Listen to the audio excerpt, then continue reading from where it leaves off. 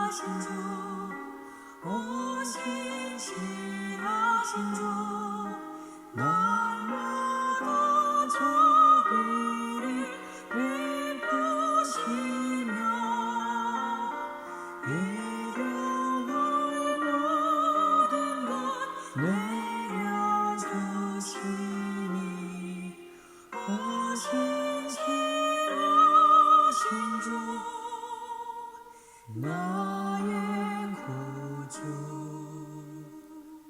봄철과 또여름 가을과 겨울 해와 달별들도 다 주의 것 만물의 주 영광 드러내도다 신실한 주 사랑 나타내네 오 신실하신 주 오 신실하신 주 날마다 자비를 베푸시며 일용할 모든 것 내려주시니 오 신실하신 주 나의 구주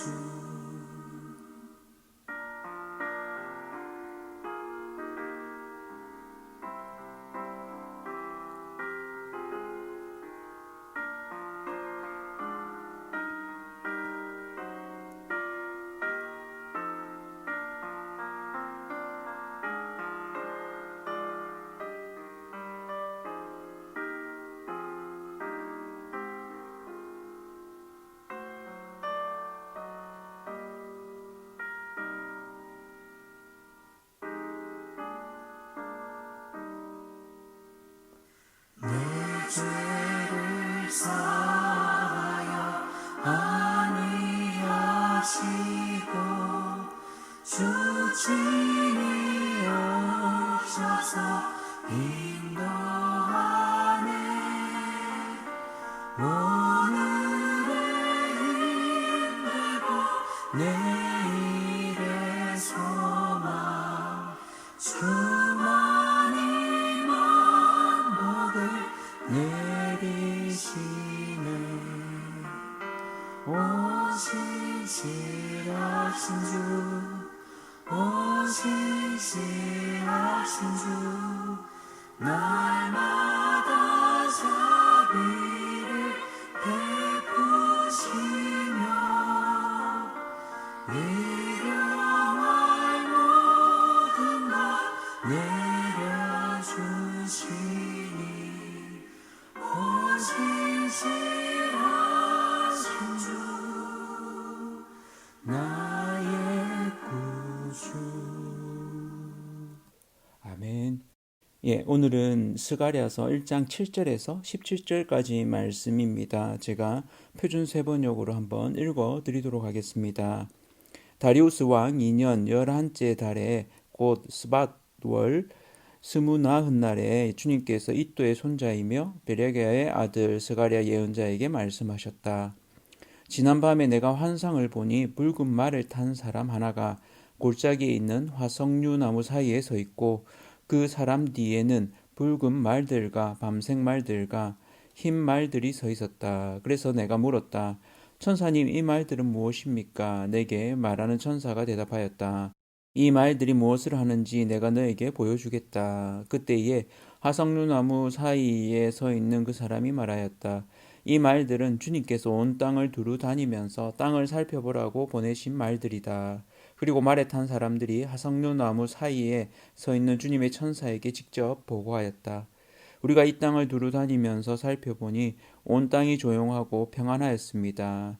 주님의 천사가 주님께 아뢰었다. 만군의 주님, 언제까지 예루살렘과 유다의 성읍들을 불쌍히 여기지 않으시렵니까? 주님께서 그들에게 진노하신 지 벌써 70년이나 되었습니다. 주님께서는 내게 말하는 천사를 좋은 말로 위로하셨다. 내게 말하는 천사가 내게 일러주었다. 너는 외쳐라. 만군의 주님께서 이렇게 말씀하신다. 나는 예루살렘과 시온을 몹시 사랑한다. 그러나 안일한 생활을 즐기는 이방 나라들에게는 크게 화가 난다.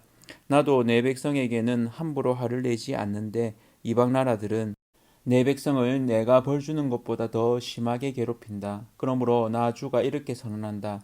나는 예루살렘을 불쌍히 여기는 심정으로 이 도성에 돌아왔다. 그 가운데 내 집을 다시 세우겠다.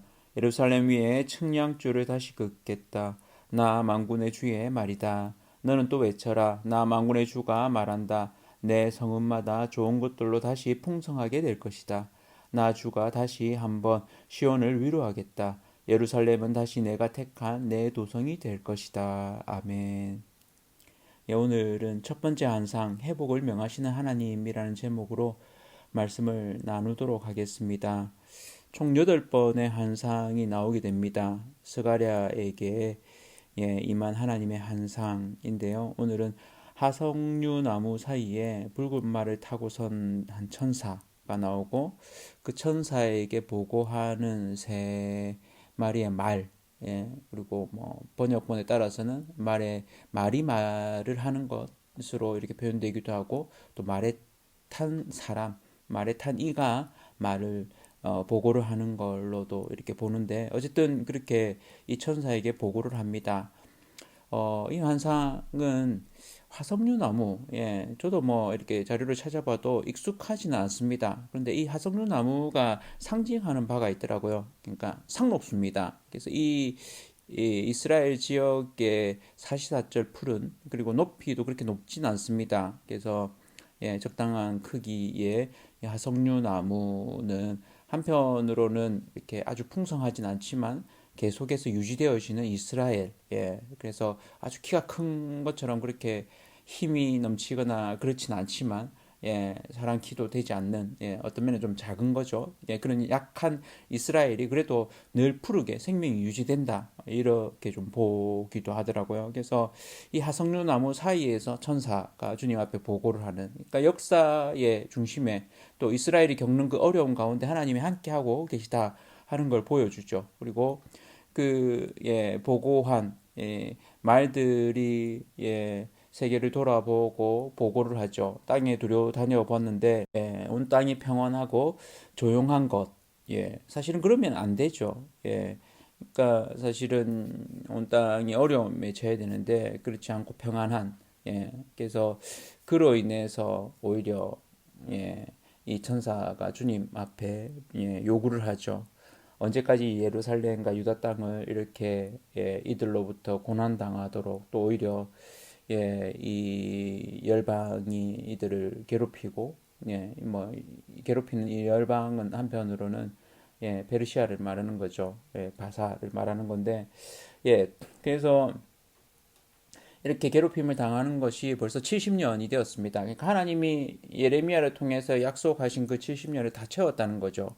그래서 천사가 이제는 때가 되었지 않습니까? 이렇게 이야기를 하자 하나님께서 위로하는 말씀을 하면서 이제는 회복할 것이다. 그리고 내 집을 다시 건축할 것이고 예루살렘을 택하여서 그곳에 이렇게 다시 풍부하게 풍성하게 할 것이다. 시온을 위로할 것이다 하는 이야기를 하죠. 결국 역사의 주관자는 하나님이시고 그 하나님께서 하나님의 백성들을 회복하실 것에 대한 이야기를 합니다. 그리고 이 회복은 하나님의 계획이시죠. 그래서 어려운 가운데 있지만 이들이 하나님의 성전을 다시 재건해야 되는 이유가 그것이 하나님께서 하나님의 뜻대로 하나님의 그 비전을 이루어 가시는 그걸 보여주신 거죠. 그래서 그 이야기를 이 스가랴 선지자가 백성들에게 말하고 있는 것입니다. 그래서 어려움 시절을 보내고 그들이 예루살렘으로 돌아와서 성전 재건을 하지만 만만치 않은 거죠. 그렇지만 하나님께서 회복하게 하실 것이다 하는 이야기를 하는 것입니다. 어려움의 시절을 보내다 보면 때로는 낙심하게 되고 낭망하게 됩니다. 그러나 하나님은 그렇게 우리가 낙심해 있고 낭망해 있는 것을 원하시는 것이 아니라 그런 가운데서도 하나님의 백성을 통해서 하나님의 성전을 재건하고 하나님의 통치를 드러내는 것이 하나님의 뜻입니다. 지금 우리가 살고 있는 삶, 코로나19로 인해서 어려움을 겪기도 하고 또 교회가 위축되기도 하고 합니다. 그렇지만 또 한편은 이런 시대를 또 깨어서 지내는 이들도 있습니다. 하나님이 우리에게 원하시는 것은 우리가 하나님으로 인해서 늘 생명력을 가진 자라는 것을 잊지 말라는 것입니다.